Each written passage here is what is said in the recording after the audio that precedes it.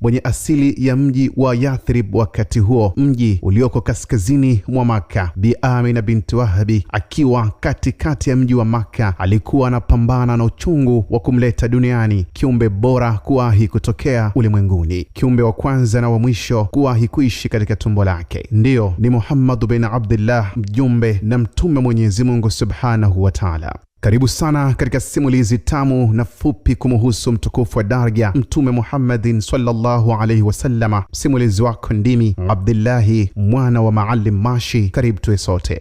Jina lake ni Muhammad bin Abdullahi bin Abdul Muttalib, mjumbe na mtume wa mwisho wa Mwenyezi Mungu aliyetumwa ulimwenguni ili iwe ni rehma kwa viumbe wote. Ni yeye ametumwa na Mwenyezi Mungu Subhanahu wa Ta'ala ili awabashirie waja mema na waonye na mabaya. Yeye ni mtume wa mwisho. Mwenyezi Mungu Subhanahu wa Ta'ala amemtukuza kuliko mitume wote, kama alivyoutukuza umma wake kuliko umma wa mitume waliotangulia kabla yake. Taswira halisi ya Mtume Muhammadin sallallahu alayhi wasallama inatajwa kuwa alikuwa na uso wa kawaida, lakini hata hivyo ulimwonyesha kuwa mtu wa maana sana. Mwili na urefu wake ulikuwa wa kadiri ya katikati, si mrefu si mfupi. Alikuwa na kichwa kikubwa kilichombika vizuri, macho yake meusi yalionekanwa yamejaa nuru, na alikuwa na kope ndefu za kupendeza. Meno yake yalikuwa imara na meupe. Kichwa chake kilipambwa na nywele zake nyeusi zilizokuwa kubwa. Rangi ya ngozi yake ilikuwa nyeupe nyekundu. Sura yake ilikuwa jamali na adabu zake zilikuwa za kupendeza kiasi cha kuvuta nyoyo za watu wote waliodirikiwa kumuona. Ingawa Mtume Muhammadin sallallahu alaihi wasallam wakati mwingine alicheka, lakini ada yake alikuwa mnyamavu mwenye fikra nyingi. Midomoni mwake alikuwa na tabasamu kubwa la kupendeza. Moyo wake ulikuwa thabit. Alikuwa na fahamu nyepesi na uwezo mkubwa wa kuchakata mambo kwa kasi ya hali ya juu. Huyo ndiye Muhammad bin Abdullah. Ni babu yake mzee Abdul Muttalib, baba wa baba yake, aliyempa jina hili la Muhammad,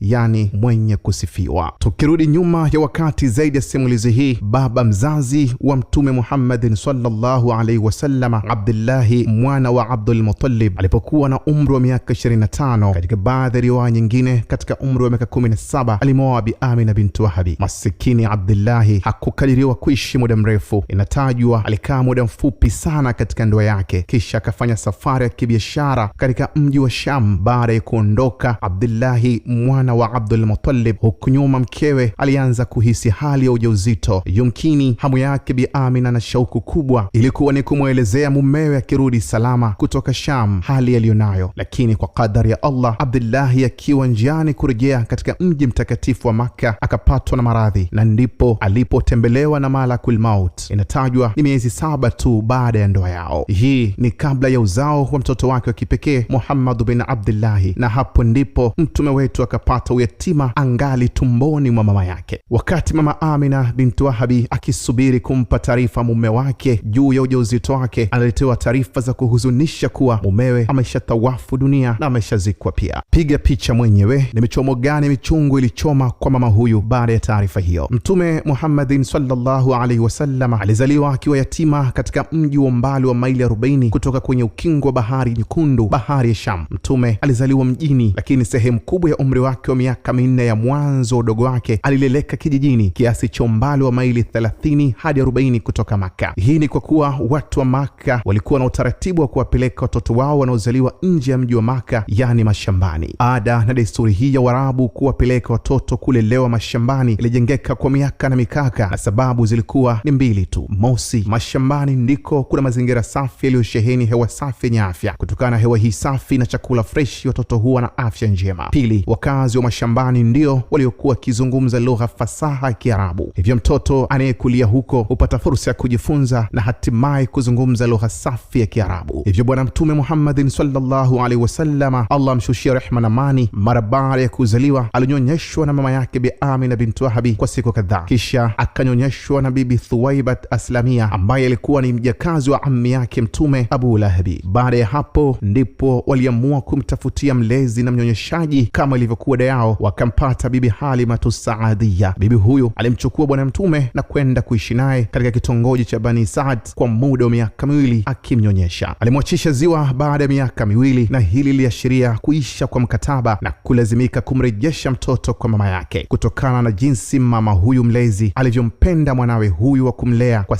sababu ya baraka walizopata tangu kuanza kumlea mtoto huyu. Alimsihi sana mama yake Mtume amruhusu aendelee kuishi na kumlea mtoto huyu mwenye baraka. Kwa kuzingatia yote